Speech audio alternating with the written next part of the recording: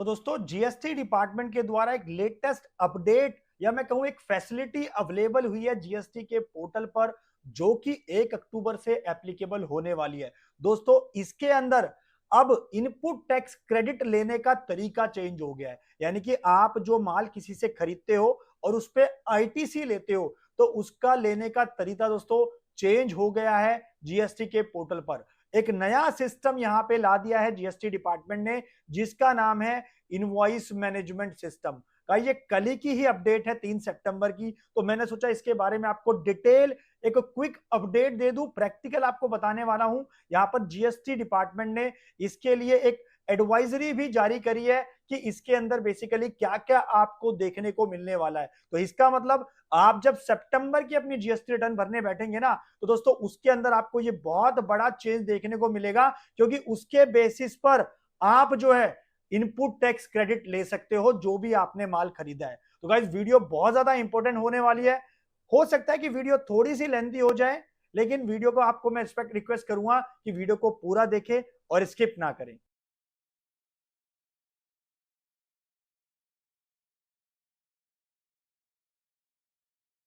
नमस्कार दोस्तों, मैं दीपक बैसला आपका स्वागत करता हूं हमारे YouTube चैनल पर। चैनल पे नहीं हो तो वीडियोस को लाइक करें, शेयर करें, और दोस्तों हमेशा की तरह आपसे रिक्वेस्ट करता हूं कि प्लीज चैनल को सब्सक्राइब जरूर कर ले। देखिए सब्सक्राइब करना बिल्कुल फ्री है, नीचे लाल बटन उसको दबा दो ताकि कोई नई अपडेट आए ना जीएसटी और इनकम टैक्स तो आपसे मिस ना हो। तो गाइस बात करते हैं इस नए इनवॉइस मैनेजमेंट सिस्टम के बारे में।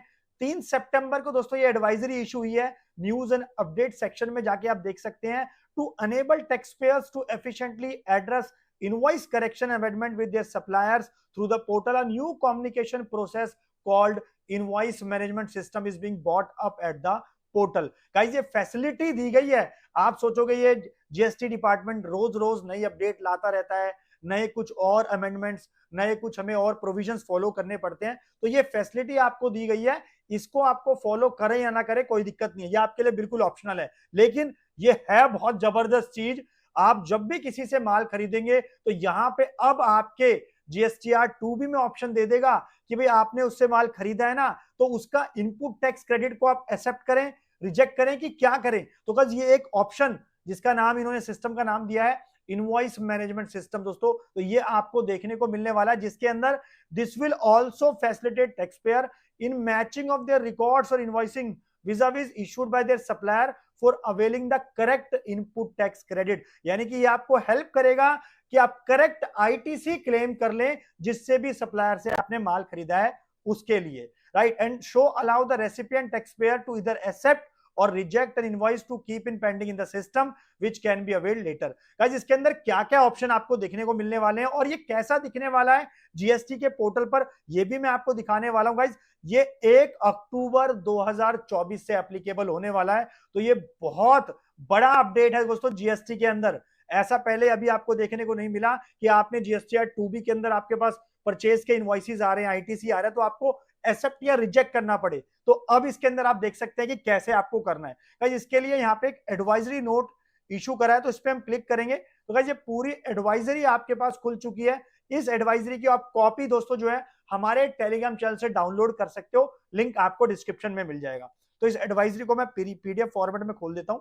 ये मैंने खोल लिया। तो क्या है बेसिकली ये इनवॉइस मैनेजमेंट सिस्टम। गाइस मैंने जैसे आपको बता दिया कि आईटीसी अवेल करते हैं, तो उसके पर्पस के लिए अब आपको इनवॉइस मैनेजमेंट सिस्टम को फॉलो करना पड़ेगा 1 अक्टूबर से। देखिए आपको सबको पता ही है कि अभी तक हमारी क्या होता है, जीएसटीआर 1 या जीएसटीआर आईएफएफ जो क्वार्टरली रिटर्न भरते हैं, या जीएसटीआर 1A जो अमेंडमेंट के लिए हमारी सेल्स रिपोर्ट हमारी जो भी अपलोड होती है। तो जीएसटीआर 1 हमारी बेसिकली किसके लिए होती है, हमारे सेल इनवॉइस अपलोड करने के लिए।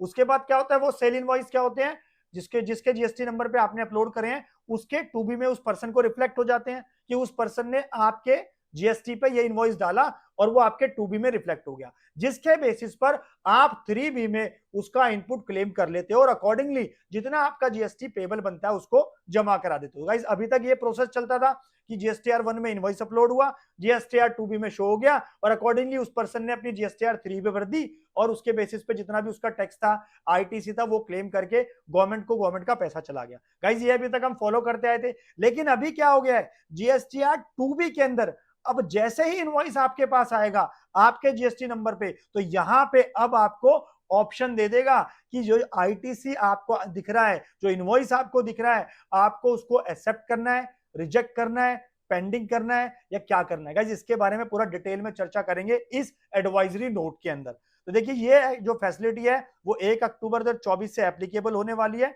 The said functionality would be major enhancement in ITC ecosystem of GST. Now only the accepted invoices by the recipient would form part of the GSTR2B। दोस्तों ध्यान से सुनना, जो इनवॉइसेस आपको यहां दिखेंगे, चलिए मैं आपको दिखा देता हूं। हालांकि मैंने पोर्टल पर अभी प्रैक्टिकल जाके चेक किया था, तो पोर्टल पे दोस्तों ये अभी फैसिलिटी अवेलेबल नहीं है, तो 1 अक्टूबर से आपको दिखने लग जाएगी। कहां पे दिखेगी? डैशबोर्ड में जब आप जाएंगे रिटर्न वाले सेक्शन में, वहां पे दिखेगा आपको आईएमएस डैशबोर्ड, और वहां पे आपको इनवर्ड सप्लाईज का दोस्तों इस तरह से पूरा एक डैशबोर्ड दिखेगा, जिसके अंदर आपका जीएसटी नंबर दिखेगा सप्लायर का आपके पोर्टल पे, उसका जीएसटी नंबर, उसका इनवॉइस नंबर, उसका इनवॉइस टाइप क्या है। अब वहां पे आपको दिखा देगा एक्सेप्ट करना है, रिजेक्ट करना है, पेंडिंग है और क्या उसका स्टेटस है। तो गाइस ये 3-4 ऑप्शन वहां पे आपको दिखाएगा। तो जैसे ही आप उसको एक्सेप्ट कर लोगे, तो जैसे ही आपने एक्सेप्ट करा, वो इनवॉइस आपके सीधा जो आईटीसी है वो सीधा आपके 2B में रिफ्लेक्ट हो जाएगा। और जैसे आपने रिजेक्ट करा तो वो दोस्तों फिर वो आपका रिजेक्ट हो जाएगा, वो आपको शो नहीं होगा। तो गाइस यही बात इस एडवाइजरी के अंदर डिटेल में समझाई गई है। तो एक चीज तो हमें समझ आ गई, one the supplier save any invoice in GSTR 1, तो जैसे कोई सप्लायर आपके जीएसटी पे इनवॉइस रेस करेगा, अपलोड करेगा जीएसटीआर 1 में, आईएफएफ में या फिर आईए के अंदर, तो सेम इनवॉइस जो है वो आपको अपने आईएमएस डैशबोर्ड में दिख जाएगा रेसिपिएंट के। और गाइस उसके बाद दिखने के बाद आपको, जैसे मैंने बता दिया, ये आपको इंस्ट्रक्शन फॉलो करनी है।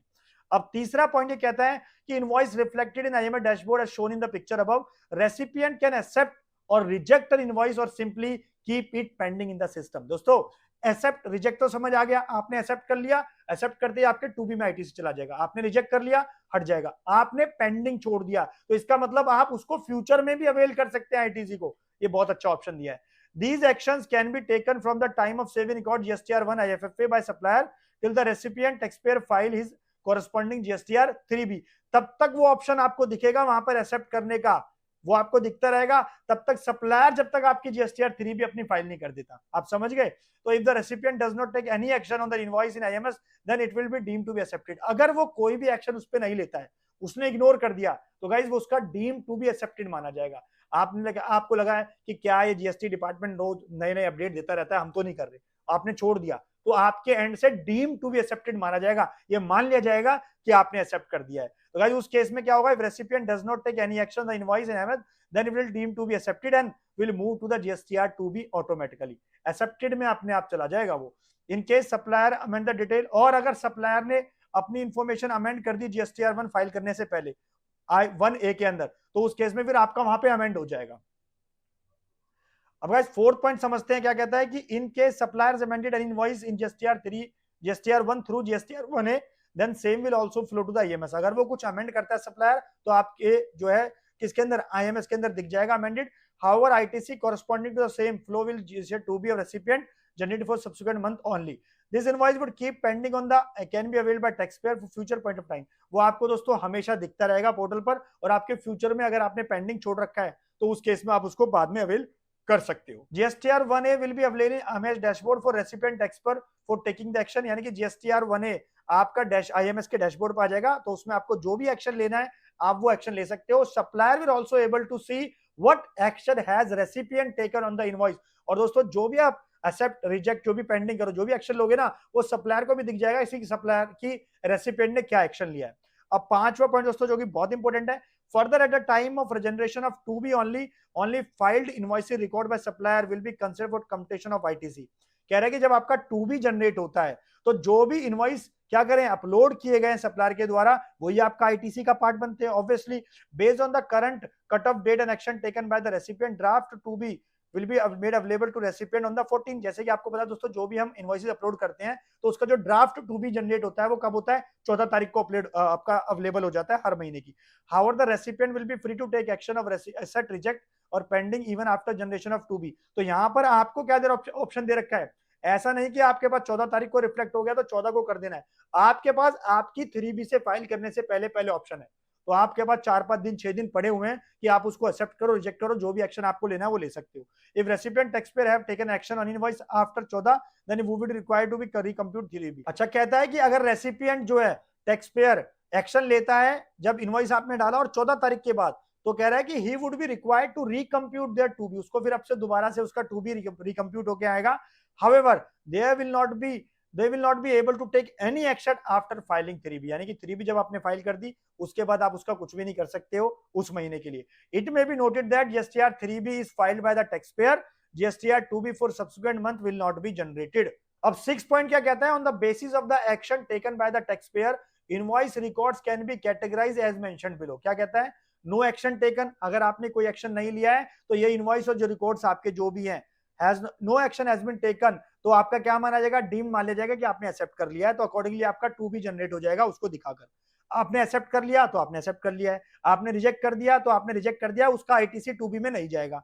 पेंडिंग है, अगर आपने वो पेंडिंग छोड़ दिया है तो उसको ध्यान से सुनना, आपने कोई एक्शन नहीं लिया तो आपका मान लिया जाएगा एक्सेप्ट कर लिया है, आपने पेंडिंग छोड़ दिया है तो these records will not be considered for 2B generation for the month, उस महीने के फिर 2B के लिए आपका वो वाला ITC नहीं आएगा, उसको आप बाद में कैरी फॉरवर्ड हो जाएगा, वो फिर आने वाले IMS में उसको एक्सेप्ट कर सकते हैं और आने वाले महीने में उसको ले सकते हैं। This functionalities of facilitation for the tax pair, आपको घबराना नहीं है, एक ये फैसिलिटी दी गई है सरकार के द्वारा जो आप ले सकते हो, कोई मैंडेटरी कंप्लायंस आपके लिए नहीं किया गया है। तो गाइस आपको ध्यान रहे, जो आपके अगर आप नो एक्शन रिकॉर्ड में करते हैं, आप कोई भी एक्शन नहीं लेते हो उस वाले ITC के ऊपर, तो उस केस के अंदर आपका डीम्ड एक्सेप्ट माना जाएगा। और QRMP के केस में क्या बताया गया है, जो आपके QRMP टैक्स पेयर है, रिकॉर्ड इनवॉइसेस सेव्ड और filed through IFF by QRMP tax payer will flow to IMS for the recipient and will become part of 2B as per the action taken by recipient the same on the same. GSTR 2B or recipient will generate monthly unless recipient a QRMP taxpayer. It may be noted that GSTR 2B will not be generated for month 1, month 2 for QRMP taxpayer. GSTR 2B for a QRMP will be generated quarterly basis, यानी कि जो आपका 2B generate होगा ना वो quarterly होगा QRMP वाले case में, क्योंकि दोस्तों आपको पता है कि क्वार्टरली वाले केस में हमारा क्या होता है, क्वार्टरली रिटर्न तो IFF जो हमारा GSTR 1 अपलोड होता है वो भी B2B केस में मैंडेटरी होता है, लेकिन जो क्या होता है क्वार्टरली रिटर्न की जाके फिर बाद में पेमेंट होती है, रिटर्न तो सबमिट हो जाती है, जो हमारा जो टैक्स होता है वो बाद में आपका क्वार्टरली पे होता है। तो गाइस ये कुछ ऑप्शन थे और ये आपका पूरा फ्लो भी दे रखा है कि एक्सेप्ट करना है, रिजेक्ट करना है, किस बेसिस पे आपका चलेगा दोस्तों। Accept record will become part of the ITC available section of respective GSTR 2B, GST accepted record will auto populate GSTR 3B as eligible ITC, आपके उसमें शो हो जाएगा। तो गाइस ये सब इंफॉर्मेशन, ये सब एक तरह से जो सरकार ने दे रखा है ना, ये सब आपको मिलने वाला है अब नए इंफॉर्मेशन मैनेजमेंट सिस्टम में। तो एक फैसिलिटी दोस्तों गवर्नमेंट की तरफ द्वारा दी जा रही है, तो इसमें आपको कोई परेशान होने की जरूरत नहीं है। आशा करता हूं कि दोस्तों ये छोटी सी लेकिन बहुत बड़ी अपडेट जो कि 1 अक्टूबर 24 से एप्लीकेबल होने वाली है GST के पोर्टल पर, आप लोगों तक पहुंच गई होगी सारी इंफॉर्मेशन। और दोस्तों वीडियो को मैक्सिमम शेयर करें, लाइक करें और ऐसे ही चैनल को सब्सक्राइब करते रहे, नीचे लाल बटन को दबाएं ताकि कोई नई वीडियो आए GST और इनकम टैक्स की तो आपसे मिस ना हो। तो मिलते हैं नेक्स्ट वीडियो में, थैंक यू।